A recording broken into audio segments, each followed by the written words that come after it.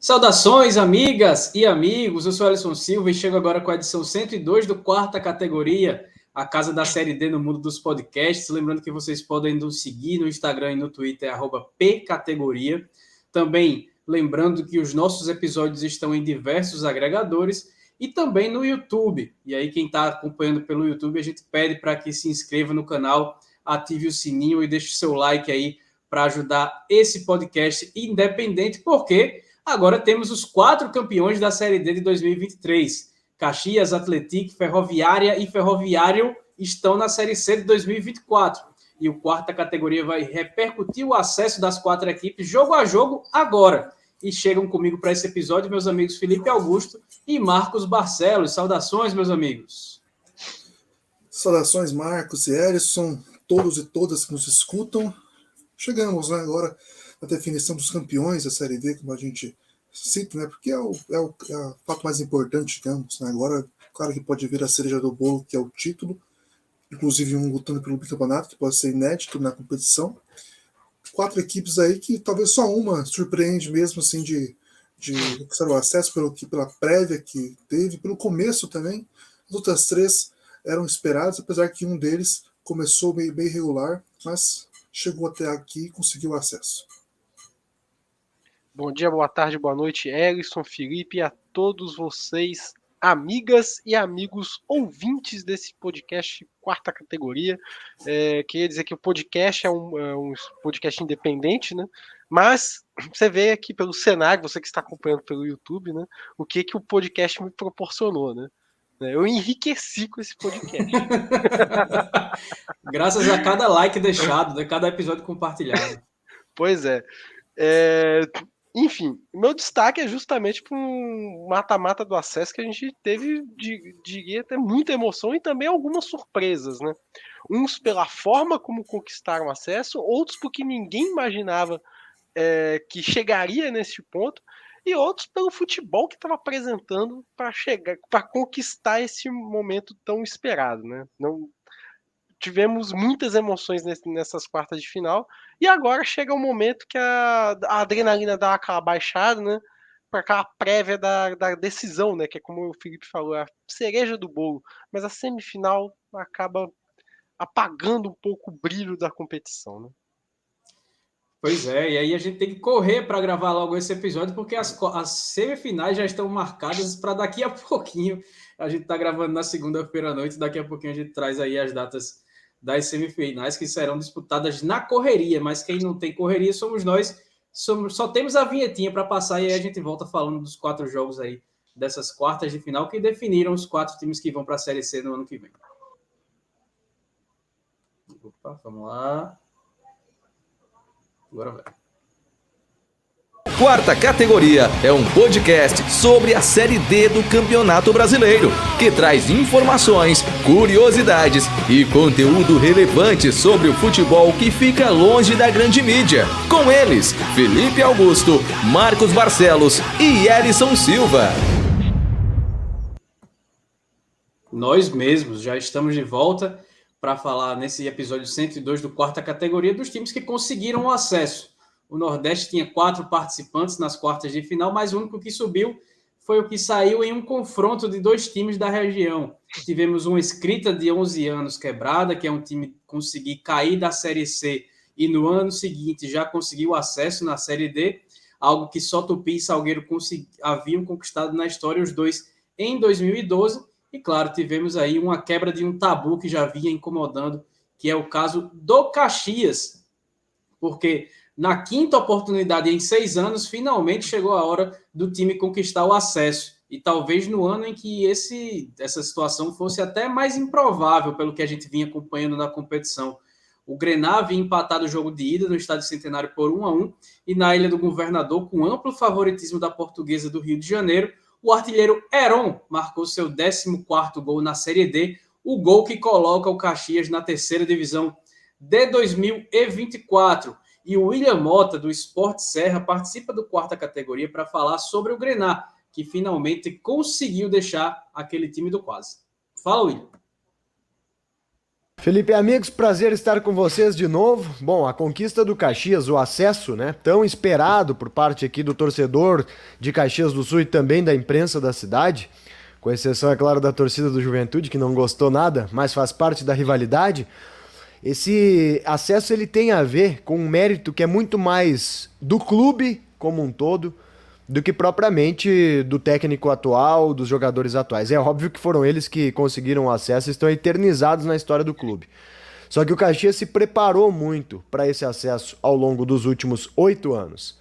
E é o acesso da persistência, de fato. Talvez se fosse outro clube já tivesse desistido, ou tivesse entrado em um buraco financeiro, ou perdesse investimentos, até porque o Caxias vive exatamente da sua torcida, dos seus conselheiros.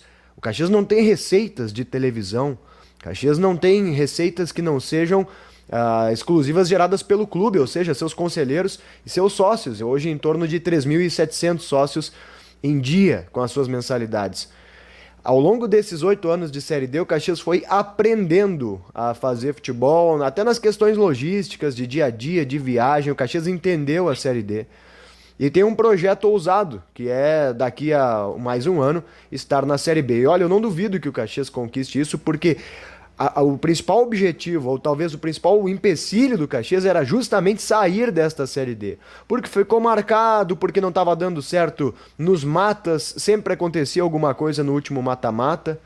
Mas ao invés de se diminuir com esse processo, o Caxias foi, como eu disse anteriormente, fazendo o processo contrário. O Caxias aumenta o seu investimento, tem uma das maiores folhas hoje da Série D, em torno aí de R$420 mil mensais de folha, e o presidente já anunciou, após o acesso, que vai aumentar o investimento para o ano que vem. Eu não tenho dúvidas que se o Caxias conseguir chegar à Série B, que é o seu objetivo, já estará muito mais pronto enquanto clube, porque pagou todas as suas dívidas nos últimos anos, zerou os seus processos trabalhistas e está investindo inclusive na estrutura, melhorando a condição do seu estádio. É um prêmio pela persistência, pela força, pelos torcedores que se mantiveram fiéis. O Caxias está com uma média de público alta aí na Série D. Esses últimos jogos aí passando de 10 mil pessoas por jogo. Então o Caxias me parece que conquista esse acesso muito mais pela sua persistência enquanto clube do que propriamente por méritos técnicos ou individuais do atual elenco. O Caxias sobe forte, sobe estruturado e sobe preparado para continuar dando mais alguns passos, porque como clube se preparou para isso, como clube se fortaleceu. E o Caxias sobe forte, de fato, para a Série C, que todos aqui imaginam possa ser um pouco mais tranquila, né, do que foi essa Série D, que acabou se tornando aí um grande problema para o Caxias, que só terminou no último domingo. Grande abraço. Valeu, William, um abraço, muito obrigado aí pela participação. Só voltando um pouquinho atrás, eu falei que Caxias e Tupi conseguiram em 2012 cair e voltar. Eles caíram em 2012 e voltaram em 2013, tá? E aí, sobre o Caxias, esse episódio eu estou muito amargo. Todo mundo que acompanha o podcast sabe que eu estou amarguíssimo. Então, se o Caxias tinha essa maior folha salarial, uma das maiores folhas da Série D, faltou muito dentro de campo para fazer com que ela se visse presente. Mas acaba que com o acesso ela se pagou. E o que é que vocês têm para falar desse fim de quase, dessa era do quase do Caxias, que acaba chegando ao fim com esse acesso diante da Portuguesa do Rio de Janeiro, que pelo segundo ano consecutivo cai nas quartas de final? Nem de longe esse Caxias de 2023 é o melhor que o time teve, né, que o clube teve na Série D, assim, de elenco e tal, né? Apesar de ter um centroavante artilheiro, né, maior artilheiro, inclusive, em uma edição de Série D, que é o Heron, né, que fez o gol do acesso contra a Portuguesa, aliás, um jogo bem ruim mesmo, que acabou que o Caxias parecia bem satisfeito com os pênaltis, e acabou tendo um pênalti a favor, né, num erro bizarro do zagueiro que deixou o braço aberto, tocou no braço e acabou marcando um pênalti bem marcado aí pela arbitragem, que deu acesso para o Caxias depois desses anos de agonia, né? O Caxias tem 2 pontos para se comemorar agora, né? Além, claro, do acesso. O primeiro é a questão que o time vem fazendo boas campanhas no Gaúcho, montou os times fortes, times que poderiam disputar uma Série C de uma maneira tranquila, e perdiam muitos jogadores para a própria Série C, e agora não vai ter mais isso, né? Já que está na Série C, então a concorrência ainda para a Série B, claro que vai continuar, mas isso não. Mas pelo menos para os times de Série C,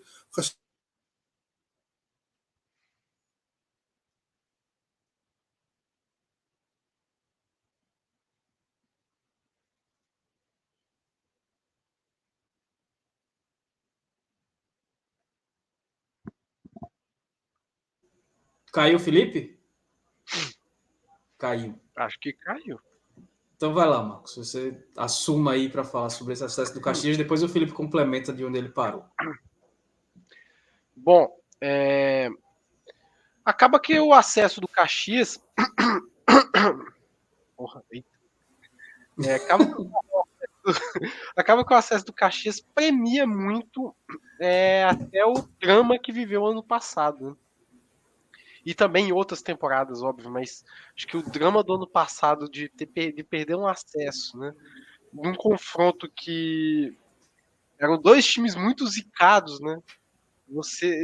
Ver o América passando esse bastão pro Caxias, ficou aquele sentimento de que agora é a hora de a gente passar o bastão para alguém, né? E o Caxias, no fim das contas, acaba que não demonstra um grande futebol durante a competição, né? Mas apresenta duas grandes virtudes, né? E, primeiramente, né, é esse trabalho que o Caxias já faz há longo tempo, né?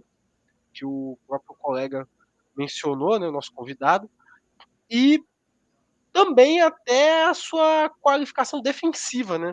Você vê que o time melhorou muito na parte defensiva da final da primeira fase até aqui, né? Tanto que a última derrota do Caxias nessa Série D, né, se a gente for parar para lembrar, né, foi um massacre, né? Foi aquele 4-0 pro Concórdia jogando em Santa Catarina, e de lá para cá a equipe só sofreu 3 gols na competição. Aquele gol do São Joséense no Estádio Centenário, no jogo da classificação do Caxias, da primeira fase para a segunda. O gol da Inter de Limeira, naquele jogo de volta da segunda fase, o Caxias praticamente dentro, né? Acabou sofrendo o gol da equipe paulista. E agora contra a Portuguesa jogando em casa. Mas o time se mostrou muito bem defensivamente desde essa virada da primeira fase, da fase de grupos, para o mata-mata. Isso a gente, apesar do futebol que a gente vem mencionando aqui, né, que é de pouquíssimos recursos, né, mas defensivamente o time se mostrou muito bem postado e, querendo ou não, tem os seus méritos nesse acesso. E aí, né, como eu falei, né, o Caxias acaba passando o bastão para alguém e acaba passando para a Portuguesa, que, como a gente vinha comentando, era amplo favorito para conseguir essa vaga, e parece que vai viver um pouco desse drama, né, para buscar o acesso, porque é uma equipe que da temporada passada para cá se qualificou muito, né, conseguiu chegar nas quartas de final da edição passada sem muita expectativa de que chegasse tão longe, né. Este ano já foi com maior favoritismo, né, mostrando um elenco muito mais forte, um futebol muito ofensivo, principalmente jogando em casa. Agora, se tem um demérito aí da Portuguesa, talvez acho que até escolheu demais o caminho que queria traçar nessa Série D. Escolheu não ser líder do Grupo A, do Grupo A6, né? Em certos momentos, escolheu não fazer um resultado tão melhor fora de casa, sabendo que imaginando que poderia decidir melhor em casa, né? E foi o caso, né? Poderia ter feito um resultado melhor jogando lá em Caxias do Sul, se contentou com o empate. Na volta acabou enfrentando uma retranca muito forte, né? Que não permitiu a equipe desenvolver seu melhor futebol. Então agora vai ter que correr atrás para voltar para a Série D do ano que vem. Acredito que tem condições para isso, tem condição de vencer a Copa Rio para voltar para a Série D, né? Mas vai começar a viver um drama para chegar nesse caminho. Um drama que o Caxias e outras equipes passaram. Felipe, antes de você retomar, ainda teve a situação do Heron se classificar, conseguir o acesso com a Portuguesa, com o Caxias, na verdade, e ainda tirar o seu rival direto pela artilharia, que era o Marcelo Toscano, que tem 13 gols, o Heron tem 14, da disputa aí pela artilharia da competição. Pois é. Até o momento que eu caí da transmissão, eu estava falando dos bons times que o Caxias consegue fazer no Gaúcho, mas acabava se enfraquecendo, né, porque estava na Série D, então a concorrência para uma Série C e uma Série B, mesmo que o salário não fosse maior, né, são mais jogos, então isso mexe um jogador para ter uma garantia aí de mais meses com garantia financeira. Agora o Caxias na Série C vai poder ter uma concorrência para poder aliviar isso, né? Claro que a Série B ainda é forte, né? Pode tirar jogadores da competição.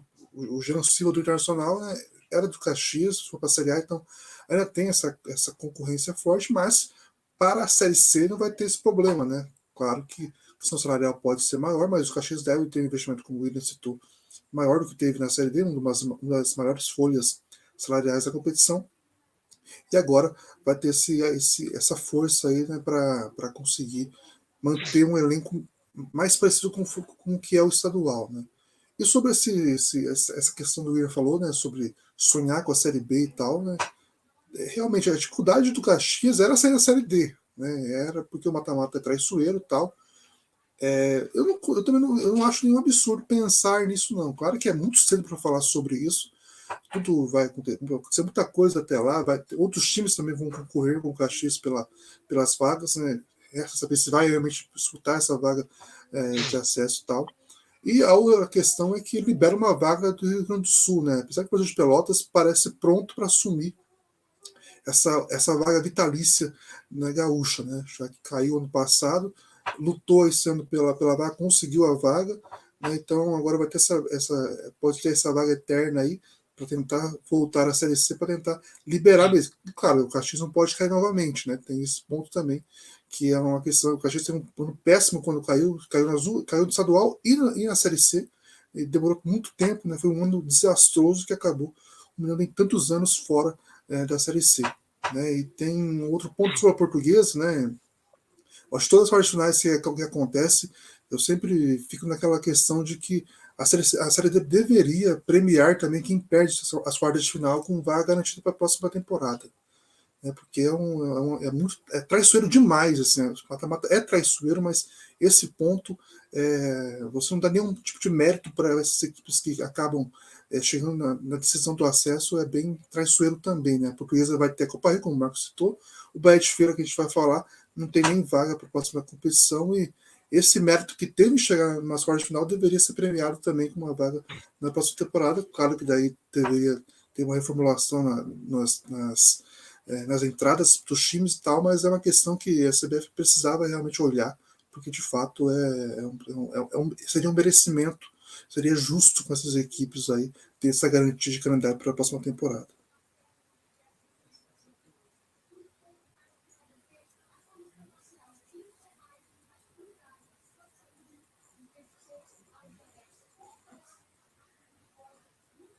Tá mudo. Ellison, alô, está mudo. Opa, agora vai. Hoje tá que tá. Bom, um dos acessos que era bastante esperado, a gente falou aí do Caxias, que não era favorito contra a Portuguesa, mas um que a gente já imaginava que fosse acontecer, precisou de drama para ele se tornar realidade. No Mineirão, já que o estádio de São João del Rei não tinha capacidade necessária para sediar um jogo das quartas de final da Série D, o Atlético recebeu o Bahia de Feira, e depois de ter vencido fora de casa por 2-0, a equipe mineira foi derrotada por 1-0, com gol contra marcado por James, mas apesar do susto, agora vai jogar na Série C do ano que vem, roubando, entre aspas, a vaga que foi de Minas Gerais em 2023, do Pouso Alegre, que caiu de divisão e vai jogar a Série D no ano que vem. E para esse confronto, né, entre Atlético e Bahia de Feira, né, destaque aí, né, que foi uma partida disputada no Mineirão, né, acho que um palco importantíssimo para uma partida do tamanho da importância que era esse confronto para o Atlético. Então, por um lado, apesar da distância, né, pelo outro, assim, foi bem bacana ver um confronto de acesso, né, valendo acesso para a Série C ser realizado num palco tão importante quanto o Estádio Mineirão, né. E o bacana, a gente estava preocupado com a questão de público, né, nesse jogo, né, e tivemos mais de 30 ônibus com torcedores saindo de São João del Rei, indo para o Mineirão. Isso foi bem bacana, tivemos um público legal, né? Fica aí a minha crítica, que eu acho que o torcedor do Atlético tinha que estar posicionado do outro lado do estádio, né? Para ficar de frente às câmeras ali, né? Dar aquela valorizada, né? No torcedor que fez tanto esforço para chegar lá no Mineirão, né? Agora, com relação à partida, né? Faltou a equipe do Atlético dá um pouco mais de valor a esse esforço que o torcedor fez para ir para o Mineirão, né? Foi uma partida muito pobre da equipe de São João del Rei. né? O Bahia de Feira, claro, apesar de ter saído com uma bela desvantagem no jogo de ida lá na Arena Cajueiro, né? Parece que entendeu melhor a essência desse jogo de volta, né? E foi para cima, né? Não se intimidou com a desvantagem, né? Com o fato de jogar fora de casa e buscou o resultado o tempo todo. Saiu na frente ainda no primeiro tempo, né? Com uma cobrança de falta que passou por todo mundo, inclusive pelo goleiro, né? Que deu um toque de drama aí neste jogo, né? Só que o Atlético teve seus méritos e também um pouco de sorte, né? Contou com a sorte aí para escapar, né, desse confronto. Não diria nem que foi essa não foi nem uma vitória, foi mais uma questão de escape, né? O time fugiu de um possível vexame ali no Mineirão, numa partida que a equipe foi muito abaixo do que poderia render. Inclusive, foi a sua segunda derrota na competição jogando como mandante, né? E correu bastante risco. Ainda no primeiro tempo poderia ter saído com a desvantagem, com o placar igualado, né? O que poderia ter complicado muito a situação, né? Só que foi passando o tempo, o Bahia de Feira não foi encontrando, não foi convertendo as suas chances, né? E o Atlético foi firme e forte, segurando ali o resultado, a desvantagem mínima, né? Trocando passes e conseguiu esse acesso que não dá para dizer, apesar do jogo muito abaixo, né? Não dá para dizer que não houve mérito, né? A campanha do Atlético até essas quartas de final foi muito contundente, né? Passou como líder do grupo A6 ali, competindo com a Portuguesa, como a gente falou, né? Num grupo bem complicado ali, né? Essa disputa pela liderança. Passou com muita força por cima do Brasiliense, né? Já decidindo a classificação já na partida de ida. Teve dificuldades contra o Camboriú nas oitavas, mas impôs o seu ritmo e avançou. E passou com muita força jogando lá na Arena Cajueiro, apesar desse jogo de volta. Então, é um acesso muito merecido da equipe de São João del Rei, que estava tanto tempo afastado do futebol profissional, né?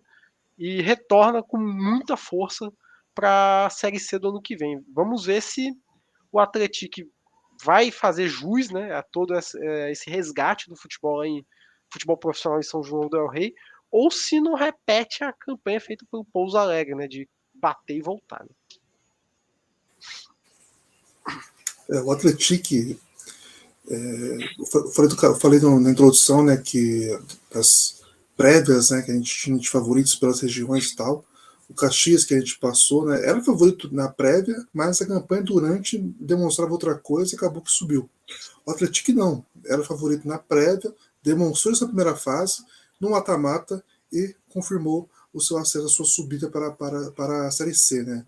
No outro episódio eu falei que ia profetizar algo sobre o Atlético caso subisse e acabou subindo. Então eu acredito muito que o Atlético tem tudo assim para futuramente disputar uma Série B. Claro que tem a questão do estádio e tal, que tem que ser visto porque a regulamento prevê isso, mas é um time bem preparado para fazer uma campanha de permanência, pelo menos na Série C do ano que vem, e tentar galgar coisas a mais nas próximas temporadas. Né? Então, assim como o Pouso Alegre, a ascensão das duas equipes é bem parecida, mas o pessoal do Atlético tem mais planejamento e organização para se manter na Série C e sonhar com uma Série B futuramente. E o jogo, né, o Bahia de Feira foi melhor, mereceu a vitória, mas o Bahia de Feira foi melhor do que o Bahia de Feira foi nessa partida lá em Feira de Santana. Né? Acabou que esse resultado garantiu o acesso para o Atlético, é bem merecido realmente. Essa questão do Mineirão parece que deu uma atrapalhada, porque mesmo com um número igual, né, parecido com o que coloca em São João del Rei, o tamanho do Mineirão não tem comparação, né? E acabou que isso pode ter facilitado a vida para o Bahia de Feira, né? Que não teve aquela pressão, né? Também 2-0 de desvantagem, não tinha muito o que fazer, a não ser se lançar para o ataque. Acabou que fez isso, conseguiu fazer 1-0, teve chance de fazer o segundo, mas o ótimo desempenho do Atlético na Bahia acabou garantindo a equipe mineira na próxima Série C. Destaque também para essa questão da torcida, né, que o Ipatinga acabou subindo não, né, acabou conquistando a vaga para a Série D com esse acesso, e havia torcedores do Ipatinga no meio da torcida do Atlético, porque sabia que A vitória do Atlético também era a vitória do Ipatinga, que volta à Série D. Na verdade, volta, né? O CNPJ volta, mas será a primeira vez que vai disputar como Ipatinga, já que disputou naquela época, em 2014, como Betim, né? Aquele momento totalmente confuso do Ipatinga. Já o Atlético agora vai se preparar bem também. É outro time que se reformulou bastante em relação ao estadual, porque perdeu muitos jogadores para a Série B e para a Série C, porque fazendo bons campeonatos estaduais, e agora, pelo menos para a Série C, não vai ter essa concorrência. Então pode ser que isso aí ajude também a equipe na manutenção de jogadores. É um time que parece muito preparado para fazer bom elenco no Mineiro novamente e novamente conseguir fazer um bom time para a Série C, que é o outro patamar. Acho que as últimas edições mostraram isso com 2 abaixamentos em cada edição de times que subiram, né? Campinense para Cearense, e agora a América e Pouso Alegre. E agora as equipes vão ter que se preparar bem, né? Tentar fazer que o 11 titular vire um 11 reserva, para que os jogadores reforços cheguem para melhorar a equipe, que já é boa, mas que precisa de reforço para se manter na Série C ao menos, né? O Atlético, que no começo da temporada tinha como atacante o Sassá, que hoje é o artilheiro da Série C do Brasileiro. Não teve nem de longe o mesmo sucesso que está tendo no Amazonas, só marcou um gol pelo Atlético, mas pode mostrar muito bem um perfil que a equipe pode trilhar aí buscando a terceira divisão no ano que vem. Bom, a gente vai para o nosso intervalo bem rapidinho e na volta a gente fala sobre os outros 2 times que vão subir de divisão em 2024. E tem aqui Brasileiro Feminino Série A2, também Terceirona Paranaense. Adivinha? O futebol Loja dos Holofotes, uma paixão pelo alternativo. Revista Série Z, a revista do futebol alternativo. 2011, o site vozdatorcida.com traz o melhor conteúdo independente sobre o futebol paraibano, com credibilidade e sem compromisso de agradar ninguém. Para ficar por dentro de tudo que acontece no futebol da Paraíba, acesse vozdatorcida.com e siga em todas as redes sociais, @vozdatorcida.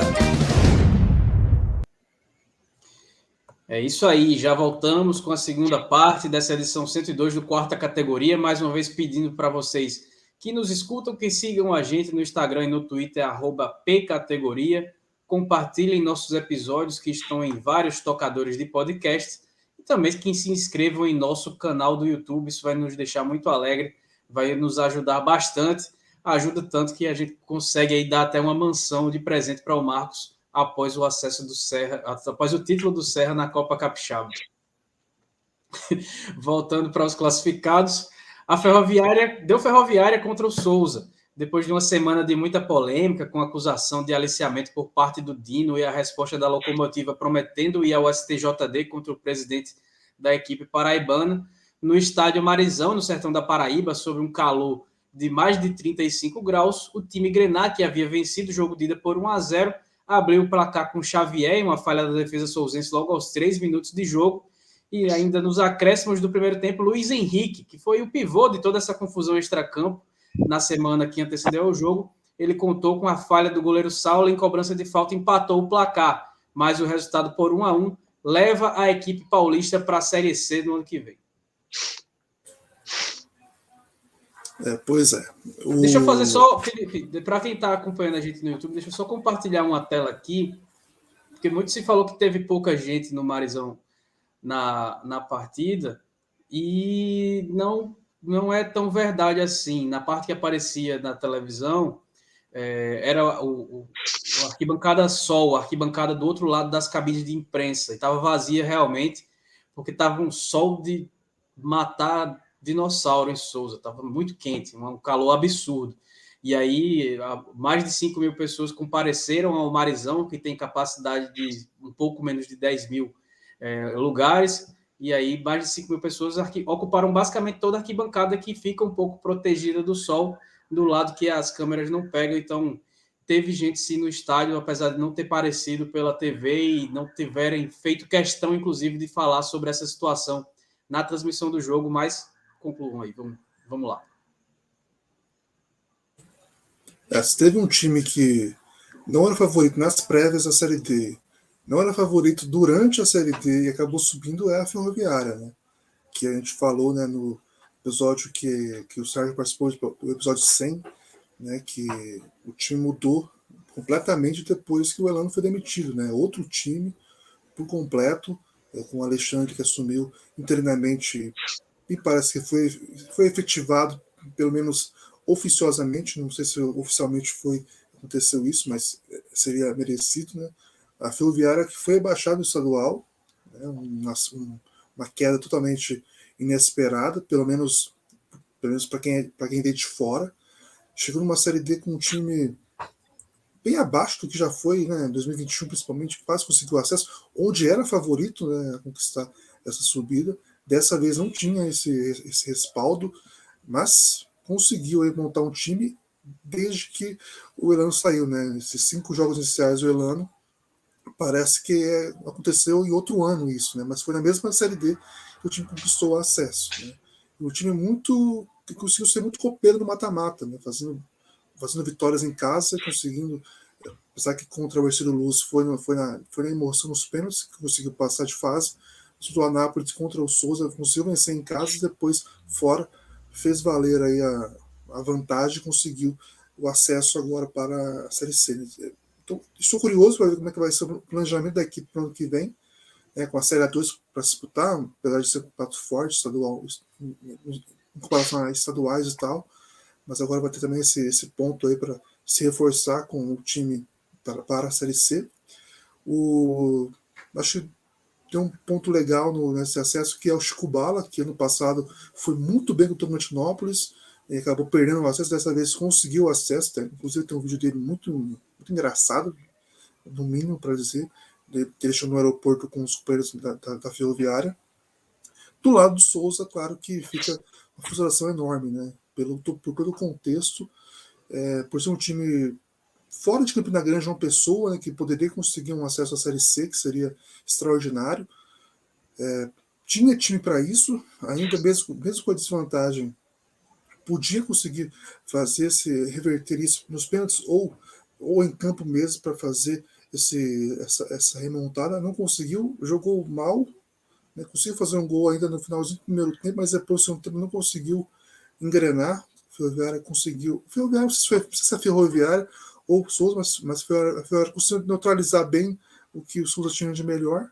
O Luiz Henrique, que é o grande destaque, conseguiu fazer o gol, uma falha do Saulo, que vinha muito bem no mata-mata, e acabou que fica essa frustração, porque realmente teria um acesso bem impactante, assim, bem diferente do comum, né? E ainda mais que São Paulo, né, o estado de São Paulo, tem vários acessos na Série D, então um acesso Souza do Sertão Paraibano seria emblemático também, mas isso não tira o mérito da Ferroviária de se reinventar na competição, muito graças à demissão do Elano. Isso tem que ser dito muitas vezes, porque de fato a equipe mudou completamente desde que ele saiu.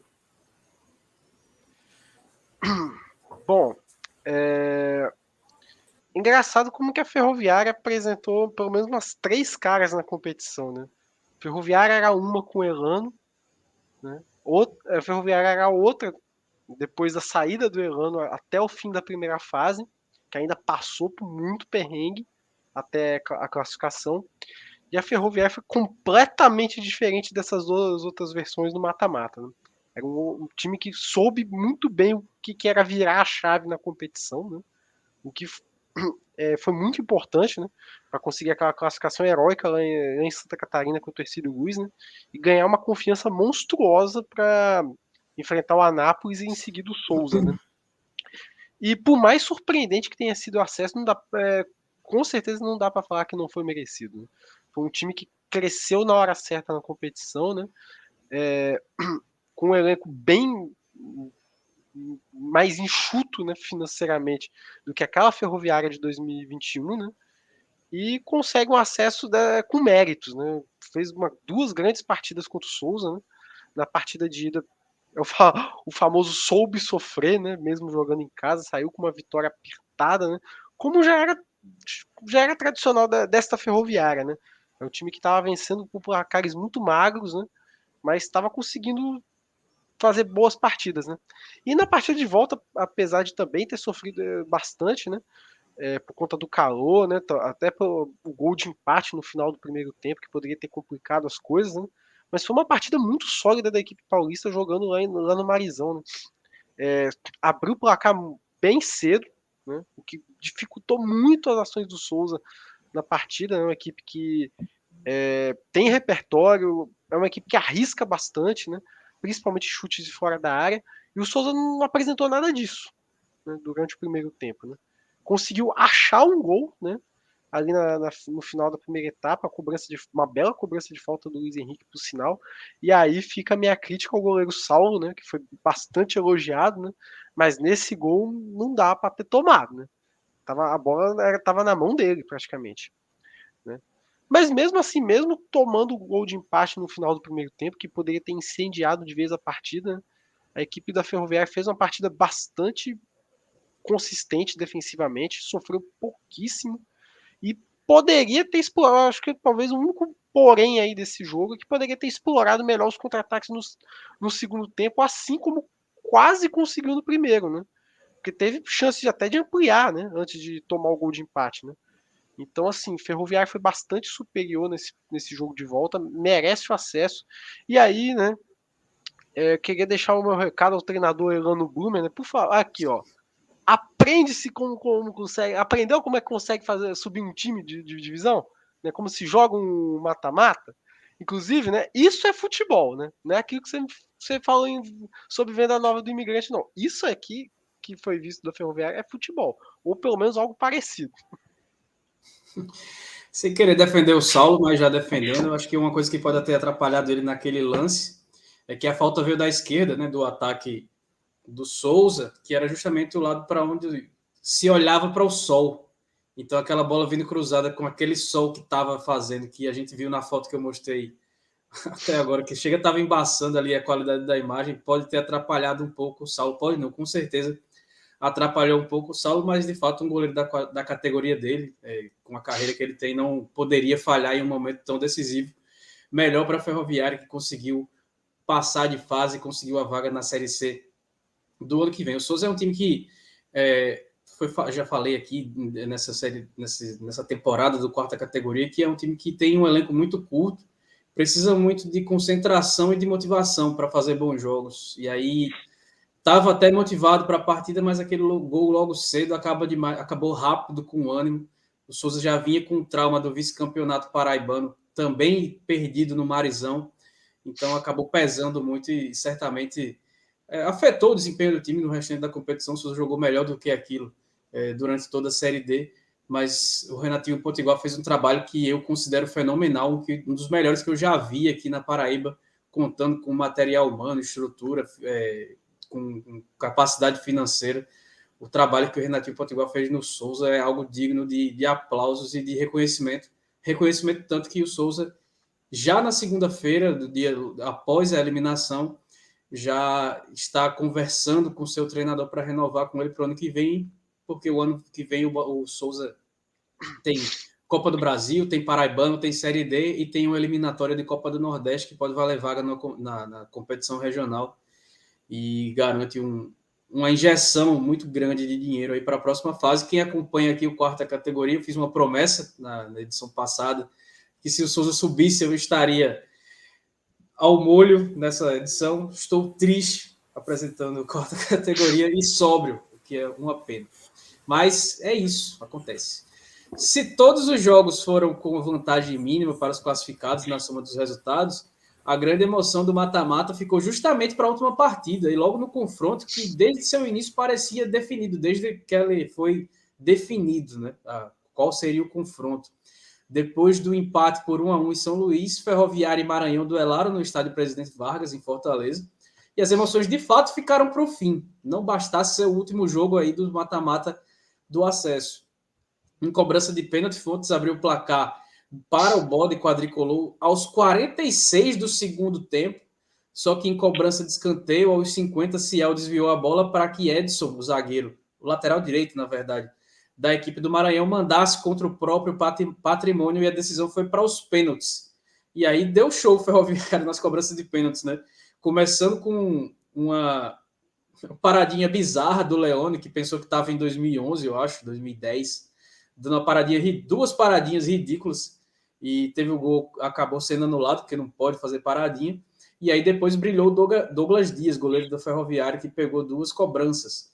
Ciel, Tarcísio e Gabriel converteram as penalidades que conseguiram aí colocar o Ferroviário de volta na Série C, de onde caiu em 2022, vai fazer o bate-volta e lutar pelo bicampeonato da Série D, algo que nunca aconteceu na competição.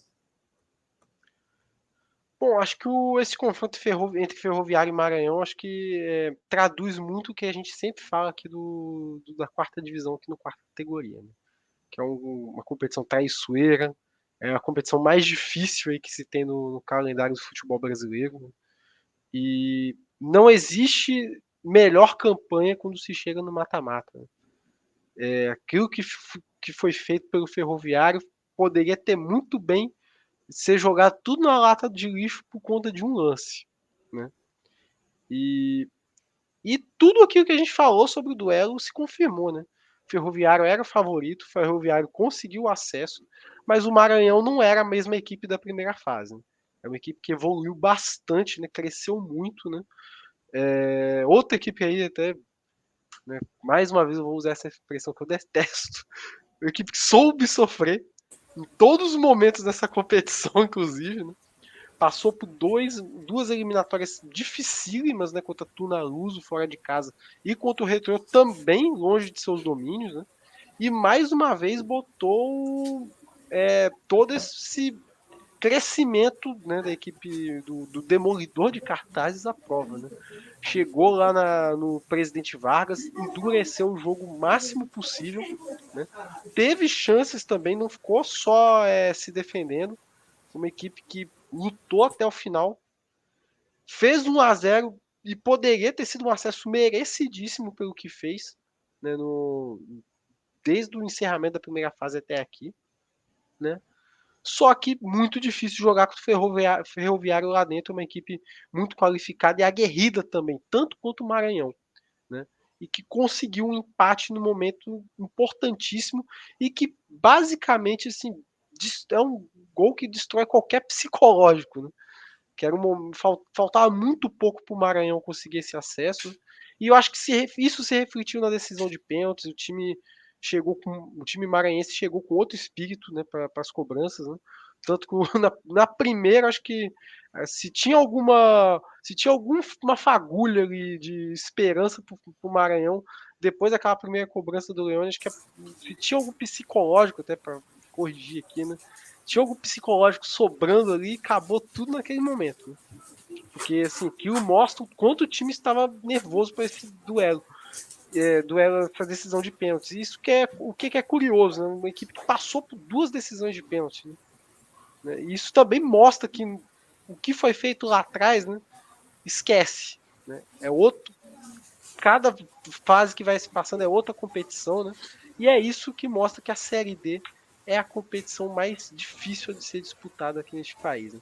E o acesso do Ferroviário merecidíssimo, né? Não só o time, também como a torcida está de parabéns, lotou o PV, né? Botou 8 mil pessoas lá no estádio, né? E agora é tentar mostrar uma sequência de trabalho, né? Não pode fazer esse bate e volta como fez o América de Natal, e muito menos fazer aquilo que o próprio Ferroviário fez, né? De voltar para a Série D, não conseguir manter um trabalho em crescimento, né? Acabou decrescendo, ficou tanto tempo na Série C, quanto mais esperava que o Ferroviário fosse crescer, acabou caindo. Agora é hora de mostrar esse crescimento, voltando à Série C.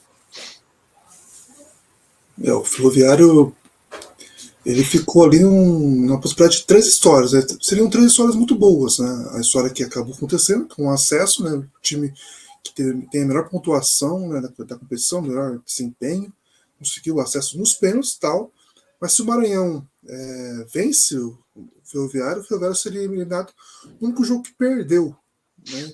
Seria isso. E pior ainda seria se tivesse perdido os pênaltis, porque seria eliminado invicto, né? Poderia perder o acesso tendo invencibilidade, né? E que isso seria bem bizarro, inclusive, caso acontecesse, né? O acesso do Ferroviário é aquele acesso que a gente, lá na 5ª rodada da primeira fase, a gente já meio que cravava que ia acontecer, e acabou se confirmando, mesmo aos trancos e barrancos nessa última partida, porque de fato foi um jogo totalmente atípico, até mesmo do Ferroviário, que não jogou bem, né, conseguiu fazer o gol de empate ali, num gol contra, né, o gol que tomou foi uma falha bizarra da zaga, com um pênalti do Douglas Dias, que depois se tornou o herói nas primeiras, apesar que as defesas dele ainda tem umas últimas, o segundo pé está tão grudado assim na linha do gol, né? Mas isso não tira, por exemplo, o que o Leone fez, né? Acho que o lance foi tão bizarro do Leone que causou dúvida até mesmo fora de campo, né? Porque muitas pessoas podiam entender que o Leone poderia voltar a bater o pênalti, né? Mas não, o lance foi anulado, na verdade, então não teria essa possibilidade. O Ferroviário, como eu citei, muito merecido o acesso. Eu acho que poucas vezes teve um acesso tão merecido e tão previamente falado, né? Pelo que vinha jogando, pelo que não vinha tropeçando. Os tropeços do Ferroviário eram empates, não eram derrotas. Um time muito consciente que chegou nesse momento agora abaixo, né? Foram 2 jogos brilhantes, apesar que a primeira partida teve chance de vencer, tomou o gol, teve que correr atrás do empate. O Ciel continua fantástico, assim, né? Impressionante. Teve participação no gol, tentou pegar o gol para ele, né? E é visível que não foi dele o gol. E o Ferroviário, né, vai ter, agora quebrou o tabu, quebrou a lógica do time que desce e não sobe, mas ainda é uma exceção da exceção, né? Tanto que então América, Manaus, principalmente América e Manaus, mas também o Altos e o Pouso Alegre tem que entender que é a exceção da exceção que aconteceu. A lógica da Série D continua sendo um time que cai, não sobe na próxima temporada. E o próprio América sabe muito bem disso, que é o time que vai se agarrar muito nessa questão para a próxima temporada. Mas o Ferroviário aí tem um bom time, um time que perdeu poucos jogadores em relação ao que foi o estadual, a Copa do Nordeste, que fez uma boa competição também. Na Série C o time vai ter que fazer uma campanha diferente do que vinha fazendo, de começar muito bem, depois cair muito na segunda parte da disputa, e agora vai ter pelo menos esse maior zelo para não ter que fazer de novo esse caminho, né, de cair e depois voltar. E a questão, né, a gente fala muito da semifinal e final, tem questão financeira esse ano, assim como foi ano passado. Para o Ferroviário vale muito, né? Ser o maior campeão da Série D, algo que está empatado. Todos têm um título, né? E o Ferroviário pode ser bi, né? É uma coisa que até pouco se falava antes do acesso, para não ter aquela autoconfiança, ou até a famosa zica, e agora pode ser dito, porque o acesso está garantido. Se não vier a final, não tem muito do que reclamar, apesar da ótima campanha que faz. Mas sim, né, o Ferroviário tem muito a lutar aí por essa vaga, por esse título, por esse segundo título, né, ser bicampeão de uma competição nacional não é para qualquer um. Claro que para a Série D você tem que cair para conseguir esse segundo título, mas não deixa de ser um mérito que você conquistar quando você volta. Pois é, o Ferroviário conseguiu, com dificuldades, mas conseguiu cumprir as expectativas e sobe de divisão, ele que foi campeão em 2018, vencendo o 13 naquela decisão. Bom, saiu a tabela das semifinais e vai ter que ser correria, viu? Porque, por exemplo, a primeira partida entre Ferroviária e Atlético já vai ser na quarta-feira, dia 6, na Fonte Luminosa. E na quinta, o Caxias joga contra o Ferroviário, confronto de opostos aí do extremo norte e do nordeste, mas lá em cima no mapa do Brasil, contra o extremo sul do país. Viagem longa pra caramba entre Caxias do Sul e Fortaleza, diferente de Araraquara e Belo Horizonte. O jogo da volta entre Atlético e Ferroviária vai ser no Independência, a volta de Ferroviário e Caxias vai ser no Presidente Vargas de novo, em Fortaleza, os 2 jogos no domingo. Quarta-feira, a Ferroviária joga às 8 da noite, às 3 da tarde, no 7 de setembro, que é feriado, Caxias recebe o Ferroviário. Domingo, 3 da tarde, Atlético e Ferroviária. Domingo, 5h30 da tarde, teremos Ferroviário e Caxias do Sul, nesse jogo que só vale alguma coisa para quem passar, né? Quem perder não perde nada, porque já conseguiu acesso. Quem passar vai disputar o título da Série D, e aí a crítica, claro, vai para a CBF, que correu demais, né? Se esperava-se uma semana de intervalo entre as partidas ainda, mas parece que a CBF quer adiantar logo os jogos, não sei se com a anuência dos clubes, para que a temporada se encerre logo, e aí você economiza alguns gastos, né? Isso aí conta muito na quarta divisão, mas uma pena, porque se vocês quiserem trazer aquele comentário que foi feito no grupo da revista Série Z, podem trazer, mas vai estar todo mundo emendado aí de comemoração, né? Porque ninguém comemora um acesso por 2 dias, né? A festa é sempre mais longa, mas aí vão ter que encurtar um pouquinho para entrar em campo já nesse meio de semana.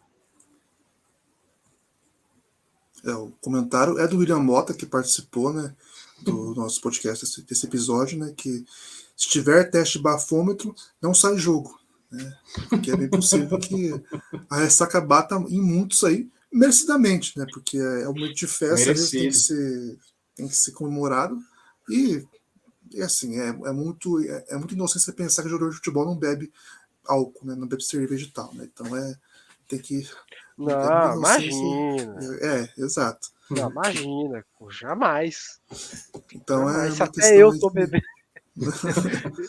Eu não jogo e eu tô bebendo, você imagina aí. Porra. Então acabou que vai ter esse encurtamento da competição, né? Não era esperado, né? Tanto que eu confesso que nem abri o arquivo quando mandaram pra gente no grupo, né? Porque eu achei, vai ser os 2 próximos domingos, 2 próximos finais de semana. Então, depois que eu soube que seria quarta e domingo, inclusive a final também, quarta e domingo, é uma coisa diferente aí que não era esperado, eu não concordo tanto, mas vai acontecer. Então, que vem aí a semifinal para a gente definir quem vai conseguir lutar pelo título, né? Que realmente, né? A semifinal é aquele momento, assim, eu gosto e não gosto de falar isso, mas é um momento de férias para quem acompanha a Série D, né? Porque meio que se definiu muita coisa. A gente vai fazer o podcast, vai fazer o episódio, vai falar sobre a semifinal, mas não tem mais aquela pressão do acesso, nem para cima dos jogadores, nem para cima da gente, né? Porque a gente fica também nessa análise de quem vai subir, como é que vai ser os jogos. E dessa vez, se o time perder ou vencer, entre aspas, tanto faz, né? Claro que o Ferroviário tem essa questão de lutar pelo bi, e o time que, caso enfrente caso o Ferroviário passe para a final, né? O time adversário vai tentar evitar esse bicampeonato, né? E podemos também ter um clássico na final, né? Ferroviário e Ferroviária. Seria um outro ponto aí interessante que não diz nada, mas a gente tentando achar um motivo para uma final ser interessante, como acontece, né? Porque a semifinal da Série D realmente tem questão financeira agora, mas ela não oferece nada demais. Talvez o campeão da Série D podia ter os 10 jogos da primeira fase em casa na Série C, para ter algum motivo de vantagem, mas a questão financeira é a que conta agora, não tem vaga em Copa do Brasil, nada, e acaba que desportivamente a competição meio que agora dá uma sossegada até a final. Acho que a maior pena aí, né? Que eu acho que esse movimento fica muito na cara de que os clubes também já estão meio saturados da competição, né? Que já estão pedindo férias o quanto antes, né? E uma pena que acaba meio que desvalorizando essa reta final mais do que ela já é, né? Isso mostra, tipo assim, não ligamos mais para a partir de agora, né? Pelo amor de Deus, acabem, né? E isso seria nítido, independente se fosse um movimento dos clubes ou da própria CBF, né? Acho que dá ainda mais tristeza na competição, né? E outra coisa que dificulta muito é porque a gente espera, né, quando passa a pressão do acesso, né, de que os times joguem mais soltos, né, que a gente possa ver jogos mais abertos, né, com mais gols, né, com mais entretenimento, né, para pelo menos compensar a falta de entretenimento natural que a semifinal proporciona, né. Mas nem isso, até porque por conta disso que a gente estava comentando aqui, né, a ressaca que vai estar, né, não vai ter ninguém querendo jogar a bola. A tendência é que puxem o freio, né? Agora, mais do que nunca. Né? Eu espero estar enganado, eu espero que mantenham, né, um nível de jogo bom, mas a tendência não é boa, né? A expectativa baixa e muito nesse momento da competição, né? Agora é aguardar quem é que vai decidir, né? Aí talvez ali possa ter um respiro, né, com relação a bom futebol. A gente tenha mais expectativa, né, nesses 2 confrontos decisivos do além do título. Que agora podemos tirar um pouco uma leve férias aí, sem deixar de acompanhar, claro. Isso é uma coisa, né? O calendário original da CBF, ele era até exagerado, porque não previa a semifinal no próximo final de semana, né?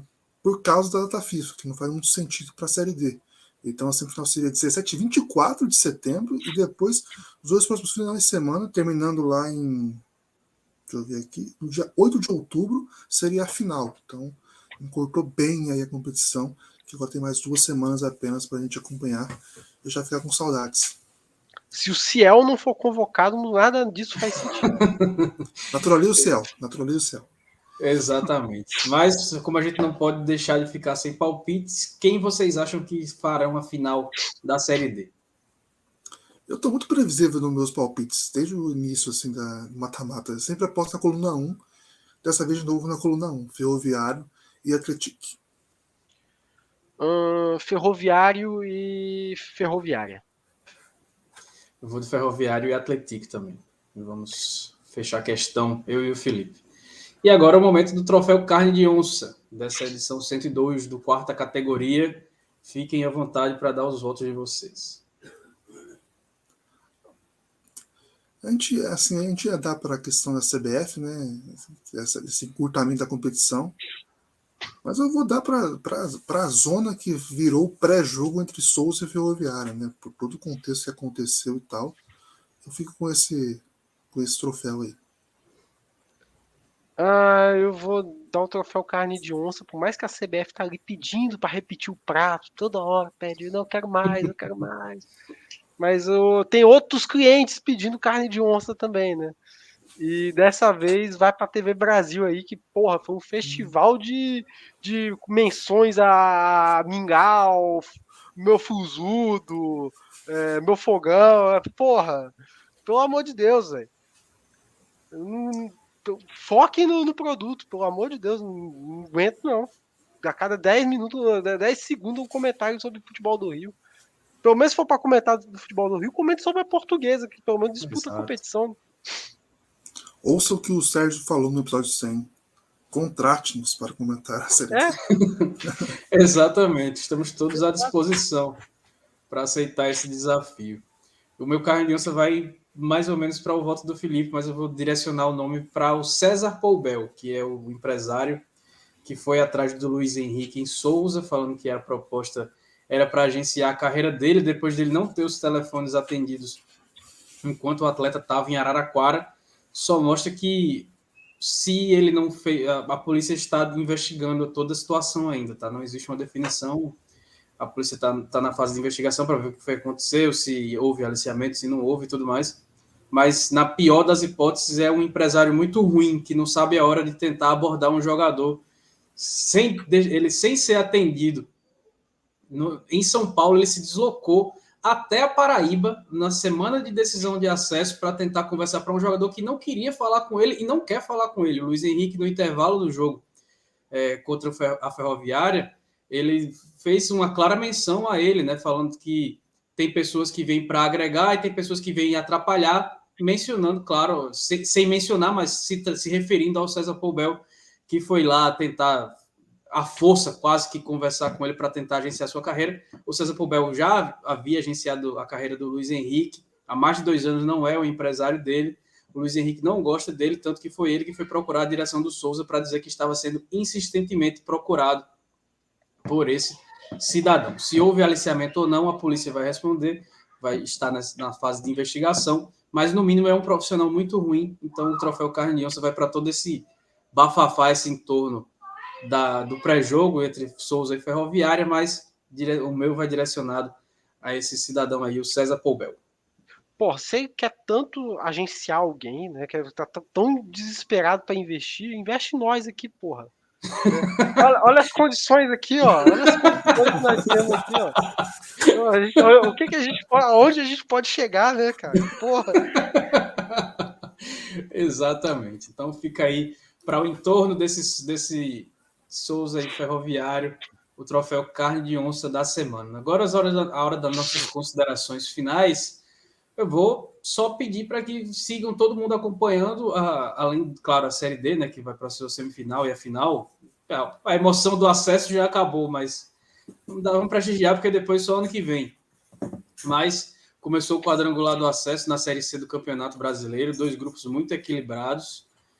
Primeira rodada com resultados muito ajustados, muito equilíbrio, mas com o São Bernardo e o Botafogo vencendo, com o Brusque vencendo fora de casa, Paysandu empatando com Volta Redonda na Curuzu, o Botafogo venceu o Amazonas, o Brusque venceu o São José fora de casa com um pênalti absurdo marcado em cima do Olávio, que passou aqui pelo quarta categoria, mas deu uma cavada, uma valorizada num pênalti que não aconteceu nada, e o árbitro em campo e o VAR marcaram, mas a Série C também é um campeonato que merece toda a atenção, porque é um campeonato muito bom, um campeonato muito legal de se assistir, e está aí já na sua reta final para definir quem são os 4 que vão para a Série B do ano que vem.